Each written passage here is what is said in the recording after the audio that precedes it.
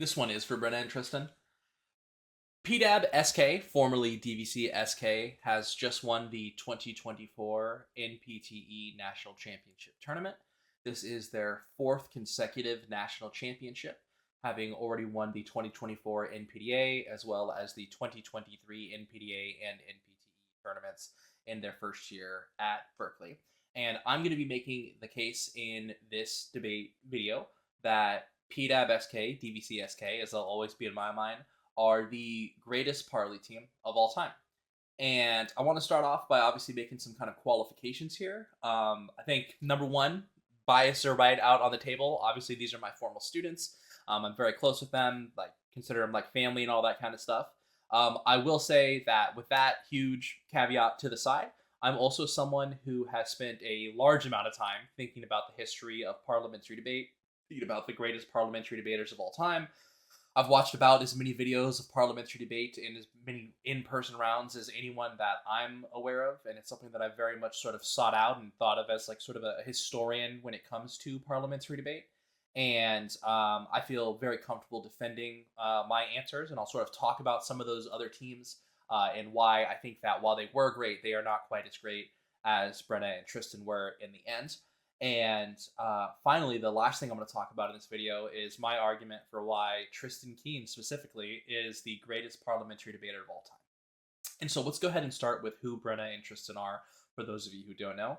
So Brenna and Tristan are, as I said, the reigning back-to-back, I think, national champions, having won the last four national championship tournaments. They are currently students at the University of California, Berkeley, competing on the student-run team Parliamentary Debate at Berkeley, where they are coached by a number of other students and former students from the team, including people like June Dents and Amanda Miskell. And they've had a number of different coaches. Their prep coach most often is Alex Lee, who was a national champion from Oregon.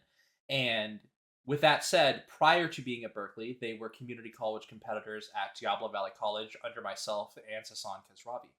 And what we're looking at here when you see this spreadsheet that's in front of you is my attempt at recording all of the rounds that Brenna and Tristan ever had in their 3 years as a partnership. Now, you'll notice potentially right away that there are those two gray bars, and those are representative of last year's Mile High. I don't have the data for this because it wasn't published. I probably could get the data, and I probably will update it in the grand scheme afterwards. But what I want to direct your attention to is the table at the bottom. And what you can see kind of my mouse is going to get over there, is this table, which tells you the totals from their career. And so when we look at the totals, in terms of prelim rounds, Brenna and Tristan went 93-10 over their career. Again, forgetting about that first year of Mile High, which is good for a 90% win rate. In elimination rounds, they went 51-7, which is good for an almost 88% win rate. Their total win rate for their career was 144-17, which gives them an 89% win rate. And obviously, just as a joke, their national finals win rate together was 4-0, 5-0 if you count Fire Pie. But we'll talk about that a little bit later. So when we look at these tables, I've divided it up into the 3 years that they competed together. The first table represents their time at DVC. The second table represents their time at Berkeley in their first year. And the final table represents this year that just happened. And I want to start by directing your attention to this year, because obviously that's what's most recent. It's potentially most relevant. In the column that is labeled final place, what that indicates is what were their final placings this year as a team at the tournaments that they attended. And I first want to start by directing your attention with that context to the tournaments that they attended. They attended Rice, Steve Hunt, Mile High 1 and 2, CUI's tournament, the Gatsky, and then the two national championship tournaments. And every single one of those tournaments was the hardest possible tournament they could have attended at that part in the year. All of those tournaments featured at least one other team that appeared in either national semifinals this year or in at least day 3 of the, not day 3, day 2 now of the NPTE, meaning the last day of elimination rounds of the NPTE. Objectively, Rice is the national season opener. Steve Hunt then had the most participation. It included the teams from Whitman. It included the teams from Rice. When we look at Mile High, that obviously had all of the best teams in the country at it. CUI and Gatsky similarly either had Rice or had Whitman at it. And then Nationals is, of course, Nationals. And so within a year where Brenna and Tristan only attended the premier events. There's not one filler tournament. This is not Dallas and Paul's record of crushing the NCFA. Brenna and Tristan, in the first 2 tournaments of the year, were semifinalists, and every single other event this year, all 6 tournaments they attended, including the national championship, they were the tournament champions. More specifically, when we start breaking down Rice and Steve Hunt, which were the first 2 tournaments of the year, I've indicated in the column that's labeled L1 and L2 and potentially L3, which it turns out I didn't actually need at any point when I was going through this process, which is very impressive, how many losses they had and who they lost to. So L1 is the first team that they lost to at the tournament. L2 is if they lost to a second team. And so at Rice, they lost a preliminary round to Whitman LM, and they lost an elim round. They were eliminated in semifinals by Whitman MG. And so to give some context to those names, Whitman LM obviously is the team from Whitman that was in NPTE national finals against Brenna and Tristan this year. Whitman MG is their other team who was, if I'm not mistaken, the number 2 ranked team in the NPTE this year. Another tremendously successful team. I think that if you ask just about anyone this year, PDAB SK, Whitman LM, Whitman MG, and PDAB BC, the top 4 teams in the nation, fairly overwhelmingly. Maybe you can mix in UT Tyler as top team. Maybe you can mix in Rice as top team. But with that said, if you look at this entire list, what you see is this year, the only teams that Brenna and Tristan lost to in any round, they lost 4 rounds total, counting elimination rounds. They only lost to the 2 top teams from Whitman. And 3 of those losses occurred in October or earlier. Really important context here is that from the day that Brenna and Tristan lost that semifinal round to Whitman MG at the Steve Hunt tournament, which if I'm not mistaken was October 7th or October 15th, so we're talking the first or second week of October, Brenna and Tristan did not lose another round until the final day of the season when they lost a 2-1 decision to Whitman LM in elimination round, I want to say 3 or 4 of the NPT. Which means from October 7th until May 28th, May 29th, they did not lose a single debate. They won every single round of every single tournament they attended, which allowed them to have a win streak of more than, I think it was 40 rounds in the end, which I've tried to look into it, and near as I can tell, this might be the longest win streak in the history of the NPDA or the NPTE as an organization. I don't think there's ever been a team that won that many consecutive rounds. And once again, the context here being that they did it at exclusively the hardest tournaments of the year. With that said, obviously, these are also very good teams they're losing to. These are only teams that made it into the deepest of deep rounds. I would inarguably say that these are, again, in the top 4, at an absolute minimum, top 5. Frankly, I would probably put them top 3 and just say it was PDAB SK, these 2 teams, and then Berkeley BC. And so, a fantastic season, a fantastic win streak.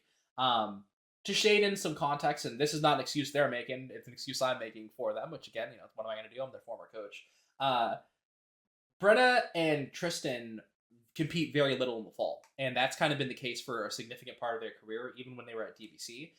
This year and last year, they only went to 2 tournaments total, and both years, I believe, if I'm not mistaken, they lost either semis or quarters of the Rice tournament, and then lost in semis or quarters of the next tournament. And in their first year of competition, where they won the 2 national championships, they didn't have nearly as much success. And you can see they didn't attend nearly as many tournaments. My understanding is that they did not win a single tournament before nationals last year. And ultimately, obviously, they were still able to win the national championship tournament, have some pretty good showings overall, consistently broken things like that. Even if we look back to when they were at DVC, the worst result they have at any tournament is a semifinal, right? At our regional championship or at Steve Hunt. They managed to win a few tournaments. They managed to take golds at the Community College State Championship and National Championship, which is obviously not on the same level. And when we look through their losses at that point, see that like 3 of them were to the team that would win nationals that year, Oregon GL. And so they progressed over time. This is when they were a community college team. This is Tristan's second year of doing debate. This is their first year debating together. And from this time, over the next 2 years, outside of Mile High, there is a total of 9 rounds that they lost across those 2 years. Now, let's add in, I'm going to imagine, let's say 4. The most they lost at Mile High was 4, which would be 1 prelim each, 1 elim each. And so 13 rounds in 2 years. That's how many rounds they lost at only the highest level tournaments, while they won something like 90, which I think is absolutely fantastic for them. Now, I do want to start shading in some context because there's a lot of people who might be thinking about, there's some things that have changed with Parley that make it hard to identify whether this team is as good as some of the historic teams. And obviously the biggest impact that someone might say is that the field is so small these days. Parley's down to 40 or 50 teams overall, and that is going to some degrees, water down the competitive nature of these tournaments.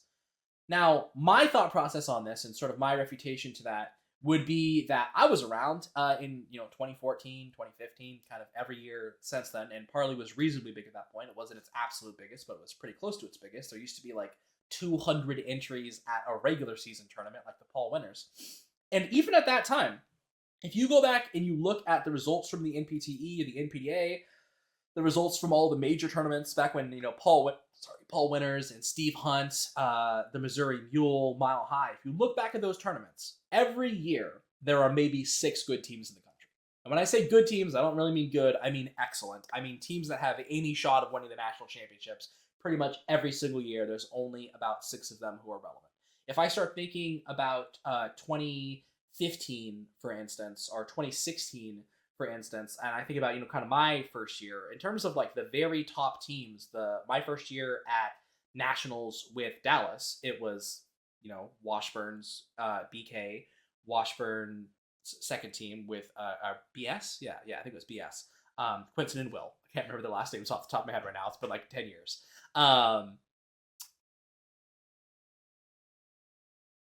Berkeley, KL, and then kind of us. Like there was 4 teams that had really a shot of doing successful at those tournaments, who were winning things like Mile High, winning things like the major tournaments. That next year, we shade in some of those Texas Tech teams. We have Tom doing good once again. Obviously, Henry and Brian come apart. There's never more than about 6 really good teams in any of these eras. And even when I think back to when Mike and Josh were dominant on SIU in like 2013. We see that, it was obviously SIU's top team and then kind of Whitman's top 2 teams. And those were like the 3 best teams in the country. And that was kind of the consensus around who the best teams were. When we look back a little bit before that, when Washburn was kind of dominant, Washburn was very successful. And then Oregon was successful. And beyond that, there weren't a ton of teams that were really super competitive with them at that point. And so in my mind, regardless of whether we've had 200 teams or 100 teams or 50 teams or 20 teams even, the only people who are relevant when we're talking about the best teams in the country are the sort of top 5, top 8 at the absolute most teams in the country. And when I look at the top level competition from when I was a competitor in 2014 all the way till now, I don't think there's a huge fall off or anything in terms of that very top level. I don't think that debaters today are like significantly worse in any meaningful capacity. And in some cases, I think that because Parley has gotten smaller, what that's done is it results in all of the best teams debating each other much more frequently, which in some cases can actually push up the level of competition and increase that level, right? And so if you decide out of pocket or out of hand that I just think that Parley's too small, it's impossible for someone to be the best team, then sure, you're never going to buy into Brennan Tristan being the best, and that's totally okay, and that's just your thing. What I would also note is, if there is going to be a smaller field, and if you are going to judge a team for that, then your expectation should be that in that small field, you set yourself apart clearly. And I think it is impossible to look at Brenna and Tristan's results this year and not say this was the single greatest season any team has ever had in Parley. Their worst finish is losing in semis to one of the 4 best teams in the country. And every other finish is winning the tournament without dropping a round. Except for at the national championship, where they lose by 1 ballot to arguably the second best team in the country, the team that is in finals against them that they ultimately beat on a 5-2 decision. I also think that you have to shade in the national quality, right, and the results of nationals. Brennan and Tristan are not individually the first people to ever win 4 national championships, because obviously Josh Rivera won 4 national championships over his 4 years of competition. If I'm not mistaken, Amanda, or no, well, Henry definitely has 4 national championships. I don't know if Amanda does, but I think Amanda has 3 or 4.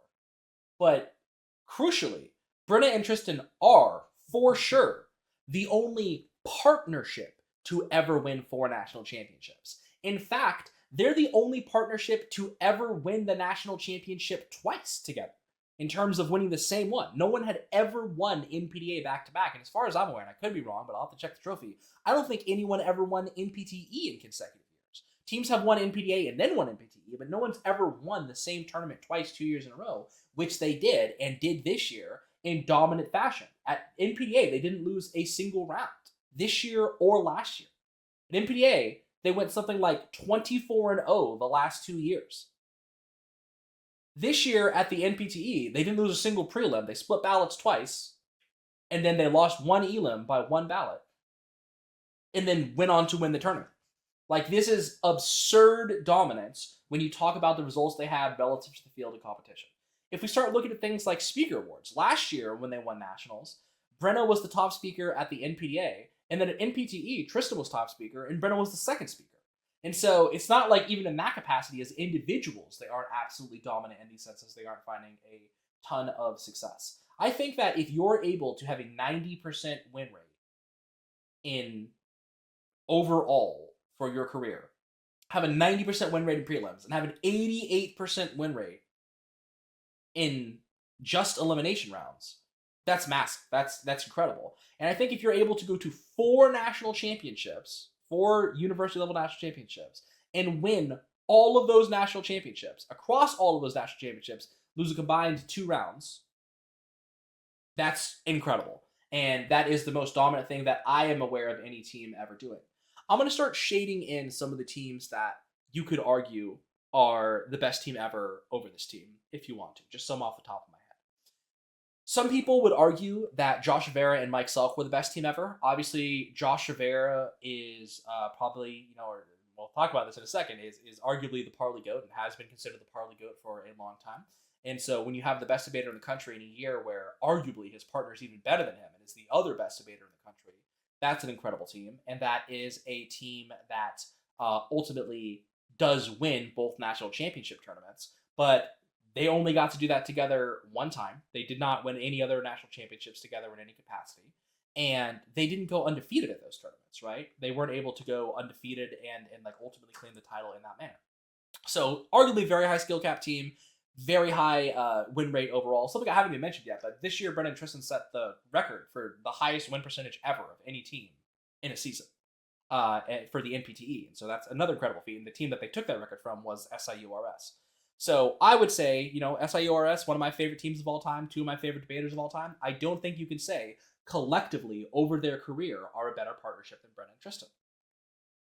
You could talk about Lauren and Josh from Washburn and the fact that they went to NPDA and they went to NPTE and they did not drop a single ballot the year that they won nationals. Incredibly dominant, but they had less success during the regular season relative to this. And again, they only debated together for 1 year. And that's really the challenge that a lot of these teams have. They only debated together for a single year. And so they didn't have the chance to win more than 2 national titles, right? And you can't fault Brenna and Tristan for debating together longer and continuing to be dominant and winning together in that capacity. You could potentially argue that another one of Josh Rivera's partnerships is the best, but if you start talking about Zach and Josh, they only won 1 nationals that year. Same thing you could talk about Josh and Ben Campbell when they were together. I think that the year that Washburn BK won the round robin, won NPTE, and won NPDA was a very dominant year. But in that year, they also lost a number of tournaments to other teams, and it was relatively high parity between them and Berkeley KL specifically. And they got whooped on by Oregon a number of times at tournaments. And so they're probably very high on that list. But that's a team that the year before was in national finals and kind of got waxed by UT Tyler. And I think that is something that you have to hold against them. Their ability to win at that tournaments. They never had an undefeated national run in that same sense. And so these are all things that you have to kind of shade in when you factor against it, in comparison to a team that had undefeated runs at nationals in terms of NPDA 2 years in a row, who defended their national championships, who won 4 in a row, and who did so only attending the highest level of competition. So totally fine if you don't agree that they're the best Pro League team ever, but what I would sort of ask of you is, what could they have done? What would they have had to do other than win? Let's look at this. 1, 2, 3, 4, 5, 6, 7, 8 tournaments in 2 years, 11 tournaments in 3 years, 4 national championships, set the single season win rate for win record, set the record for the longest win streak of any team in the history of Parley, have all these top speaker finishes, have all these results, and just do it together longer than these other teams. At a certain point, what you're basically saying is it's just not possible to be the best anymore, no matter how good you are. And I think at that point, there's no point in having the argument. And so that's my case for why Brenna and Tristan, I think, are the best team of all time. At a minimum, they are the most successful Parley team of all time. And we kind of measure these things in nationals, right? And it's very possible to say, well, you fluked a national championship. You got carried to a national championship. You can't say that with a team that wins 4 of them straight, who wins every national championship that they ever attend, and who win the top speakers at those tournaments in some years. So, easily one of the best teams ever. I think the best team ever. Which now brings me to the discussion about Tristan Keene. And I want to make the case that Tristan Keene has the best parliamentary debate resume in college debate of anyone who has ever lived. And so let's talk about Tristan Keene. So we already just talked about PDAB SK for the most part. We talked about the fact that they went to 4 national championship tournaments. That's the 2023 and 2024 NPTE and NPDA. And at every single one of those tournaments, Tristan won the national championship. But what that leaves out is that when Tristan was a community college student, her first year on the team, her first year really doing debate, she had done just a little bit of it in high school, she won the state championship in 3 styles of debate, Parley, LD, and IPDA, but let's just talk about Parley. She did the same thing at the Community College National Championship, which to this day, no one has ever done before or since. She's the only person ever to go to Fire Up High and win gold in all 3 styles of debate. And then the next year, she also won Parley Gold and at state and nationals, which means that Tristan Keene in her life has attended 2 community college state championships, 2 community college national championships, and 4 university level national championships in parliamentary debate, and has never lost. Has never once failed to get the highest honor at that tournament, whether that was literally being recognized as a national champion or just winning a gold at that tournament. That is the most clutch thing, the most clutch resume in the history of debate. Let's talk about your GOAT, Josh Rivera. Josh Rivera was in, I want to say, 6 final rounds of parliamentary debate. I could be, I'm thinking about it. I've got 5 off the top of my head for sure. Anyway, Josh was in at least 5 parliamentary rounds that I'm 100% positive, and did not win them all. Josh did not win nationals the year he debated against KCC. Lost to a community college team at the national championship tournament. Now, was that necessarily Josh's fault? No, but it is a thing that happened. We can't count a win if that didn't happen. There was a year on Josh's career where he didn't even make the final round of a national championship tournament that he attended. Not even make the final, let alone win it. Brenna and Tristan made every national final that they ever attended and won all of them, which is absolutely incredible. I think you also have to shade in the context that Tristan won all these tournaments. The first 2 years she was at a community college. She didn't have access to like going to all the best tournaments and all of these kinds of things. And she was just on COVID, and it was COVID, so we were on Zoom, I guess, so we could go to more stuff. But this is a student who, unlike Josh Rivera, did not leave high school as the top speaker in the country at like UDL Nats. This is someone who basically came into college debate with next to no or no experience, and then went on to win every single championship they ever attended. And I think that at times, when people think about PDAB SK, they mostly think about Brenna, and maybe that's because Brenna has such a big personality, and Brenna, obviously, I think is also one of the greatest debaters of all time, and dear family friends and all that kind of stuff.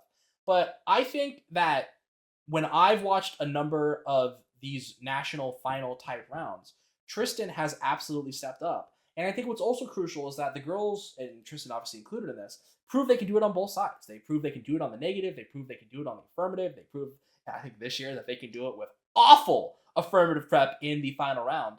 And so I'm definitely not just a ring counter. I don't think that's the only thing that matters. And I am a Tom Brady fan. I think Tom Brady is the GOAT of football. But with Tom Brady, you can at least say this dude went to the Super Bowl and lost. If Tom Brady had the most championships of anyone in the history of football and had never lost, you couldn't even argue against the guy, essentially. And so, for my money, PDAB SK, DVC SK, greatest parlay team of all time. That's in my opinion. PDAB SK, most successful parlay team of all time. That's a fact. PDAB SK 2024, greatest season any parliamentary team has ever had. That is also a fact. And Tristan Keene, in my opinion, the most successful and the greatest career that any parliamentary debater has ever had in history. And so, like I said, last video, that was for people who didn't win nationals. This one is for people who did win nationals.